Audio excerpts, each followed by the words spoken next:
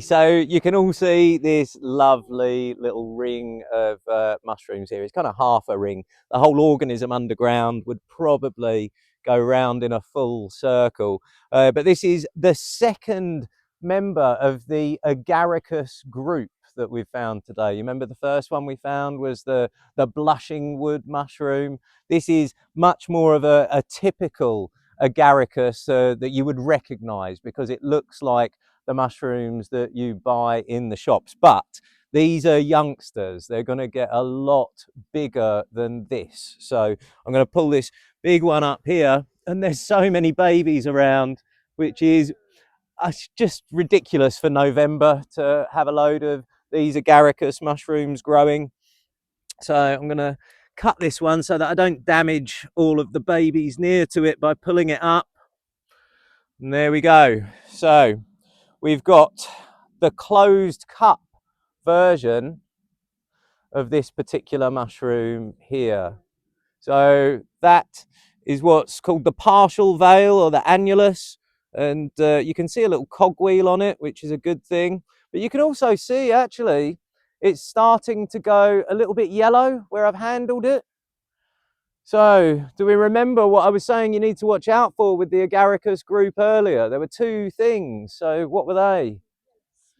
Yellow staining and the smell. Yeah, and you can see it's starting to yellow a little bit around there. But that, as I said earlier, doesn't necessarily mean that this is one of the toxic yellow stainer group. Now I'm just going to cut that partial veil so that you can see. Do you remember I said the gills? They're never white on the young ones, apart from maybe on the prince. They start off pink and then they'll go through to dark in colour as they get older.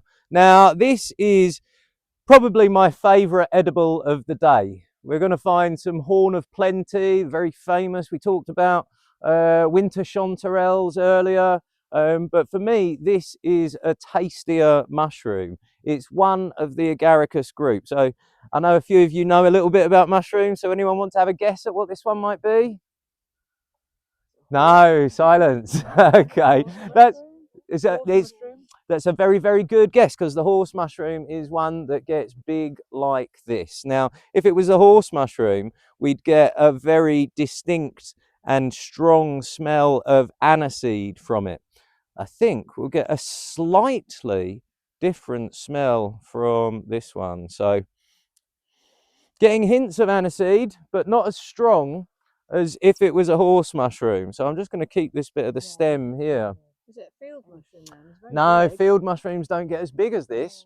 This one is known as the macro mushroom, or its new scientific name is Agaricus crocodilinus. It was Agaricus macrosporus, the taxonomical nightmare that is mycology, then turned it into Agaricus urinascens. And apparently the smell you get from the young ones has mild hints of wee as well as the aniseed. So that's the difference in the smell between this and the horse mushroom. The other real key difference that's telling me straight away that this is the crocodilinus though is that fibrous nature to the stem below where we have the partial veil. You can see it's fibrous rather than smooth. On the horse mushroom, it would be smooth. Now, this one gets bigger than the horse mushroom. So if you can imagine this mushroom growing to 20 centimeters in diameter, about this tall, that's what they can do. They get absolutely huge. And for me, they are very, very tasty. They're as nice as the horse mushroom. And like I said, probably better for me than even the penny bun when fresh. Penny buns fresh are overrated, people. If you pick a penny bun and cook it straight fresh, it's an underwhelming mushroom. They're very nice dried. A lot of mushrooms get better when they're dried. So penny buns dried are a lovely, lovely flavouring. But fresh, this is so much tastier than the penny bun. We cultivated the wrong member of the Agaricus group. So they're all saprotrophic mushrooms. They live on the rotted grass roots underground and other different matter underground. So they should all be reasonably similar in how easy it is to cultivate them. But we cultivated the Agaricus bisporus, which is a less tasty member of the group than this one and doesn't get anywhere near as big. So this is a wonderful edible. We're going to take this one and we've got quite a few edibles already, so we don't need too much more for the meal. I'm going to take that one and that big one there. And there you can see that when I talked about the fibrous nature of the stem below the annulus, that is what I mean. I think flocculose is a term that could be used there. Yeah, at the bottom. So yeah, edibility wise, it looks like the mushrooms you buy in the shops, but they're so underrated. Horse mushrooms, macro mushrooms, and the big white agarics, for me, they're as tasty as anything else that we get growing in the wild in the UK. But we found a mushroom hotspot here. So within about another 50 feet of here, we've got some more really interesting mushrooms. So head this way. Ah, the big trooping funnel. Let's have a quick look at this. Yep. Now, we looked at the trooping funnel on the table at the beginning. So the trooping funnel, do you remember the big white mushroom that we had on the table at the beginning? And I made you all feel in the center of the funnel, and we all felt that little umbo is what it's technically called, like a little nipple in the middle of the funnel. Unfortunately, something's decided that this one had a very tasty nipple, and therefore its key identifying feature has been munched, and the whole mushroom is looking a little bit worse for wear. And because we've got such tasty mushrooms in the bag already, this isn't one that I'm going to be putting in. Although, as long as it wasn't maggoty, it's something that I would consider taking home and putting in my dehydrator. So that's what we do with all the kind of older, less like appealing looking mushrooms, is dehydrate them. And I've got a jar, you know, one of those old traditional old sweet shop jars about this big. I've got one of those that's just constantly getting topped up with dried mushrooms, and that was what was in the soup that you guys had a minute ago. So don't ask me what mushrooms were actually in the soup, because it's a mixture of about 10 years worth of different dried mushrooms, including penny buns and including trooping funnels, and there was some horn of plenty in there. You notice little black bits in the soup, that was the horn of plenty. So drying them out makes them really, really tasty for flavouring for soups and for stews and for pasta sauces and things like that. And the whole thing, the stem included as well. Yeah, I will show, actually, it's had its day, and I know that there were plenty of others. I will show you something about these trooping funnels, is they have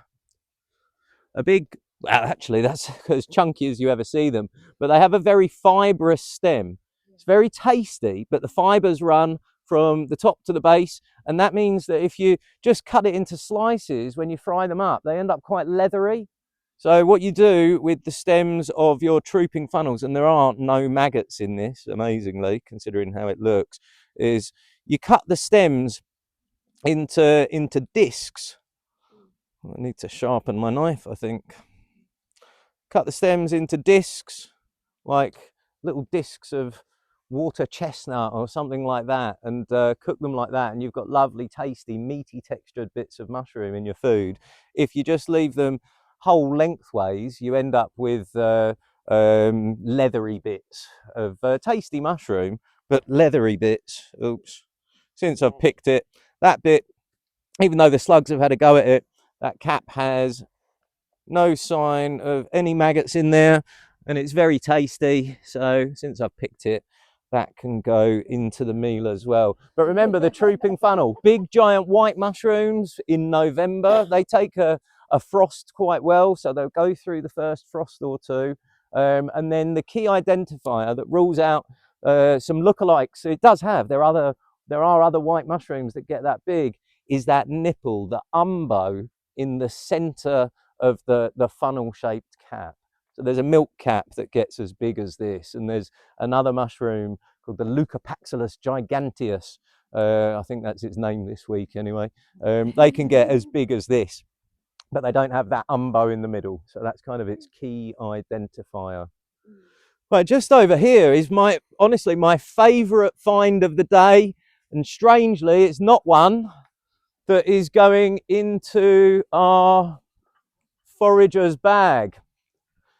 So watch where you tread. From about here onwards, you'll see some here, some there, and a big group of them here. So if you guys all just wait around there, this is probably the nicest looking specimen, and I'll pick this one.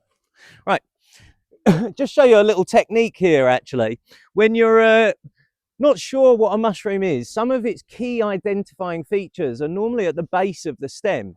Well, in some species. So what you do when you don't know what a mushroom is you get your knife and you put it in the ground about 2 centimeters away from the edge of the stem, and you kind of lever it out into your hand, and that way you get to the base of the stem. Now this, like I say, is my favorite find of the day, but it's not going into the forager's bag, even though it is edible. And that's because this one's actually quite rare. It's called the Herald of Winter, and we're starting to feel slightly wintry conditions today, so hence its name. It's got that very distinctive top to the stem, where it's almost got like a bump, and then the stem gets thinner just before the cap. And then the colouring on the cap, and the video can pick it up, is 2-colour with kind of yellowish gills. Now this is one of the wood waxes. This is, I think it's Hygrophorus hygrophagus, I think might be its scientific name. Hypotagus. Say that again, Attila. Hypotagus. Hypotagus. I was close. There you go. The Herald of Winter. Now this is, like I say, it's an edible mushroom, but it's one that I consider too rare to forage for. So I've picked one here that's going to go in the basket for our ID table at the end, but we'll leave all of the rest behind. And it doesn't look like much, but guys, you're a bit privileged seeing this one. I have never seen as many of this fungus before as we're seeing here today. So yeah, very distinctive stem, yellow gills, and that sort of bicolour cap, greenish and dark in the middle. The Herald of Winter. And by how cold it is, it's not wrong. So we'll stick this one in the basket and leave the rest. Where'd the basket go? Oh, thank you very much. Yes, those are all the same. Yeah, those are all the same. But those are a type of russula. Attila's going to talk about those for you in just a little while. But you guys, no, that's the Herald of Winter. These are a type of russula.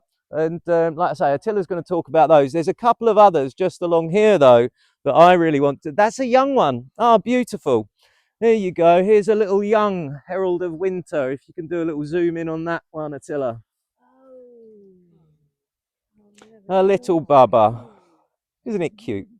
So watch where you tread around here, because these are uncommon mushrooms. Now, right here, though, like I said, we were going to talk about quite a few in a short space of time. I've got a mushroom down here to my right and another one over here that are in a new group that we haven't introduced you to yet.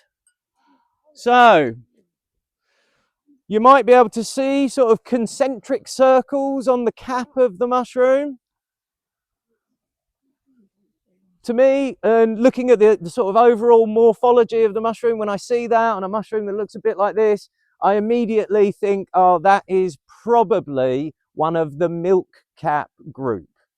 Now, the milk cap group is a big group of mushrooms, and it's quite difficult to ID all of them in the field. You really need to look at the tree partner that's growing with them. And then you need to do a few other things to figure out which one you've got. Now, as foragers, there's a really simple rule with this group, and I'm going to be able to show you that right now. But the milk caps, some of them, they'll lactate white.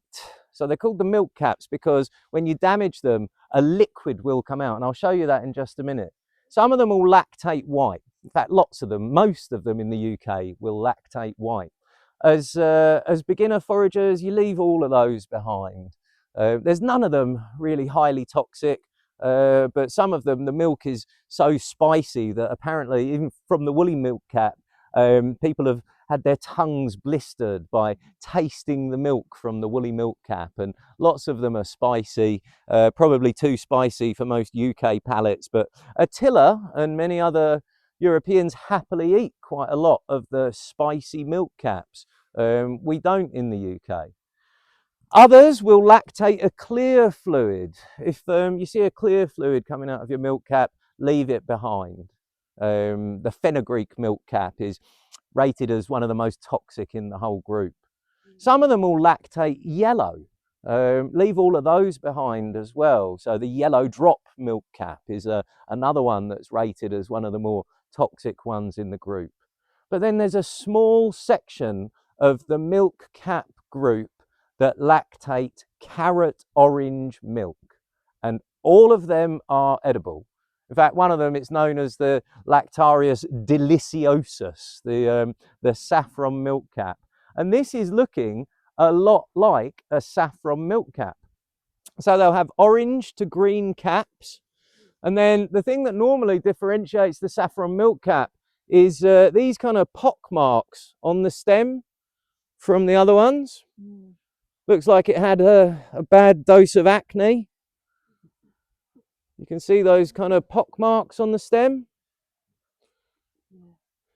Now, the saffron milk cap isn't the only one that has those pock marks though. Now, I'll show you it lactating. You can damage the gills, and you can see that orange fluid there straight away. Yeah. But the place to get the most, because they don't all lactate straight away, the place where you get the most of the milk is if you break the stem, and just around there at the top of the stem, you'll see on my finger there, that carrot orange milk.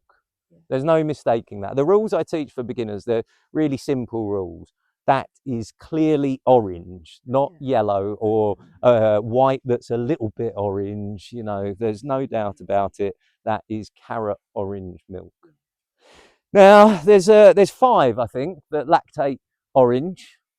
And unfortunately, although they're all edible, some of them aren't quite as tasty as the others. And what you have to do to be able to differentiate between them is look at the tree partner, and we've got a few different tree partners here.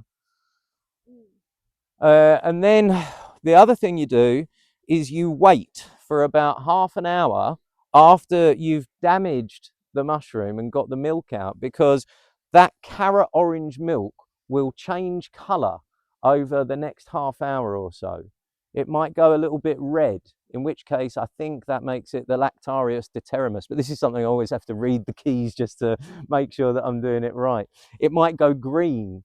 It might go red and then green. So this one here, although it's got the pock marks of the saffron milk cap, I'm not totally convinced it is the saffron milk cap. What we're going to do is, when we get back to the table at the end and we're examining the mushrooms, we'll see what colour the milk has gone in the half hour or so it's going to take us to get back there. I can tell you 100% though, this is an edible mushroom. If it's a milk cap that lactates orange, then full stop, it is an edible mushroom. Now there's one more for this little video that I'm doing, so I've interrupted my course here today to show you guys as well all these lovely mushrooms. And now I'm going to put all of you guys on the course to the test. So head this way. We're going to make sure you were listening earlier on.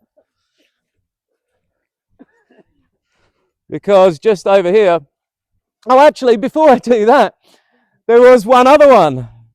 So down here, who's got the basket just now? Can we chuck that in the basket? And just Have a look at that milk as it changes colour as you're walking around.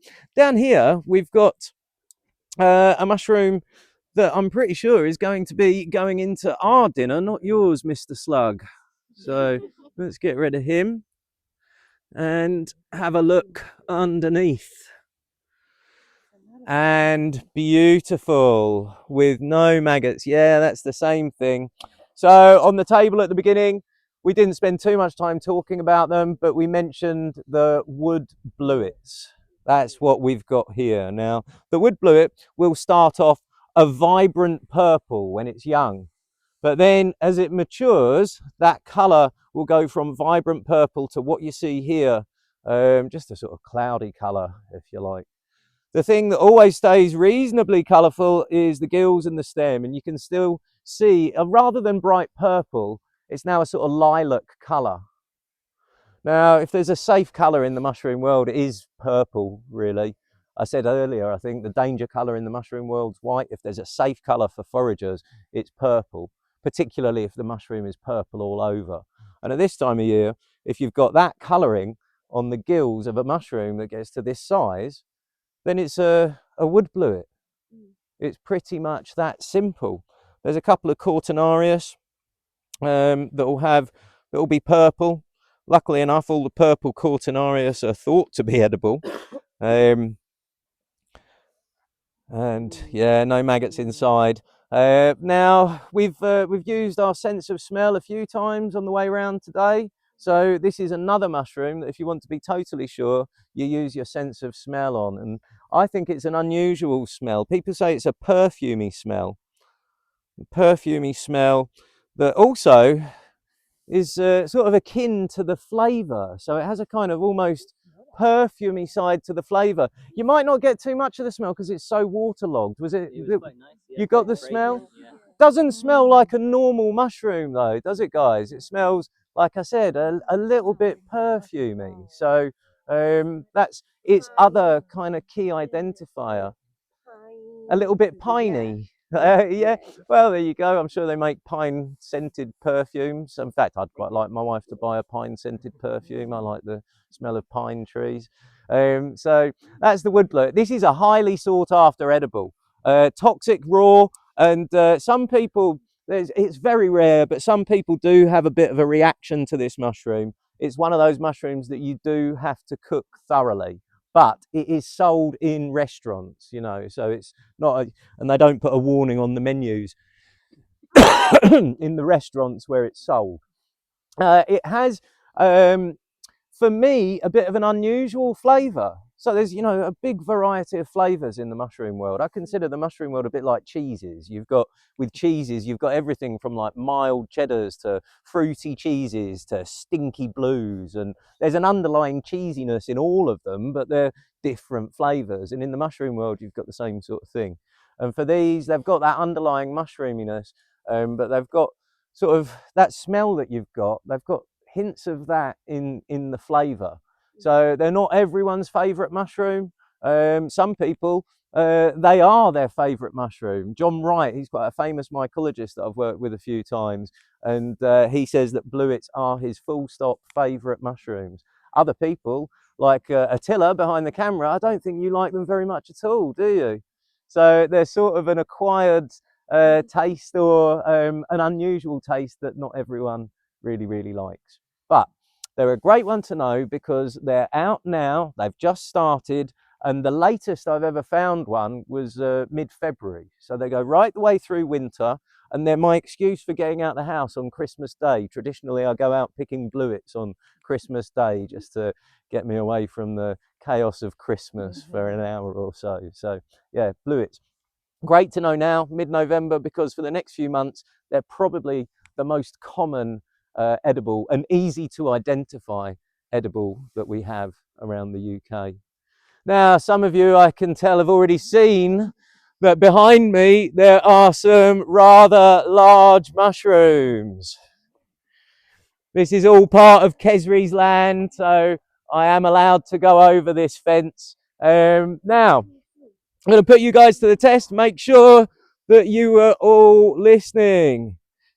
Jess and Faith, I think you know all of this already, so I'm not going to test you guys, but everyone else. What mushroom do you think we have here? A parasol. Absolutely.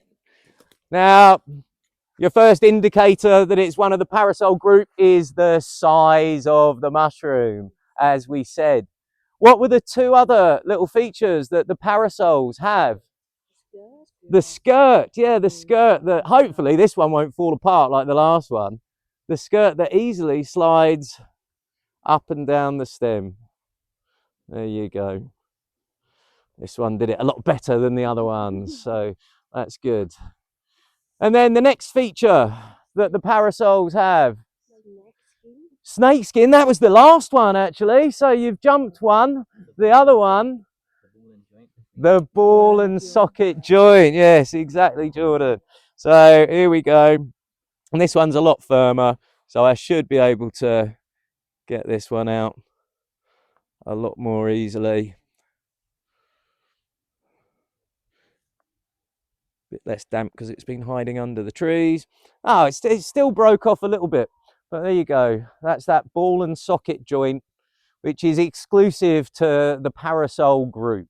There's also the smaller parasols, the lepiotoids.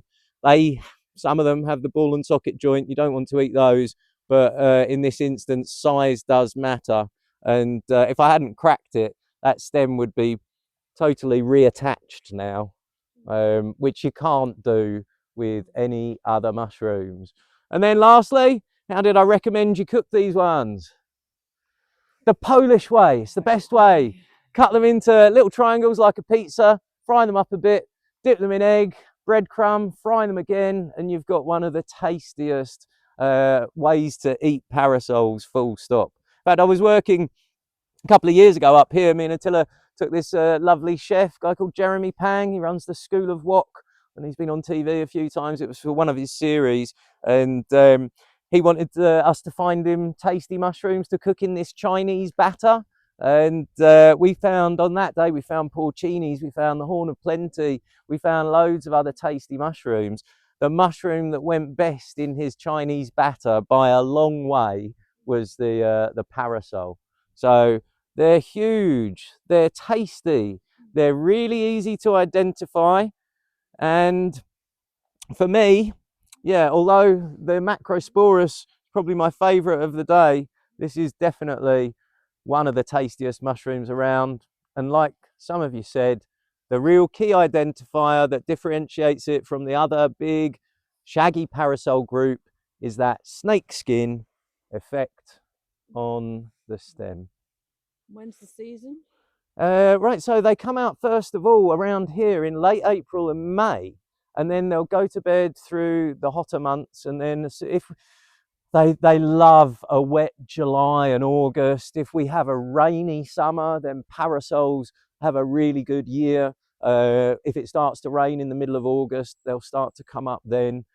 Finding them in November is again quite unusual, but they can grow prolifically. Like I said, when we found the last one, Attila and I were in a wood a couple of years ago where there was probably about 80 of them, huge mushrooms, growing in a space not much bigger than a tennis court. It was like you couldn't walk for parasols for a little way. So yeah, very, very tasty mushroom. And now I'm going to leave you guys with Attila to go and talk about boring little brown mushrooms and hairy curtain crusts and things like that, while I go back and cook you guys a lovely meal, which we'll have whilst we're talking about the rest of the mushrooms on the table at the end. So there we go. Thank you. Thank you. Question. Yeah. Is it ever called white? Oh, it's a beautiful little mushroom. Yeah. So yeah, this white stuff, yeah, this is called candle snuff fungus, Silaria hypoxylon. Oh, there we go. And it's one of our key saprotrophic mushrooms. It rots down all old dead bits of wood, and if you get it at the right time when it's not wet, you can ding the little horns that you see there, and you see loads of white powder coming off. Apparently, it has a little bit of bioluminescence or phosphorescence. So apparently, when these are very fresh, they'll glow in the dark. I've tried that so many times and it's never worked for me. So I'm sure whoever wrote that was looking at them under a different light to the lights that I've ever used. But yeah, that little stuff there, that's lovely candle snuff fungus. Really common, and look, there's loads of it all over that bit there. There's a lovely load of it.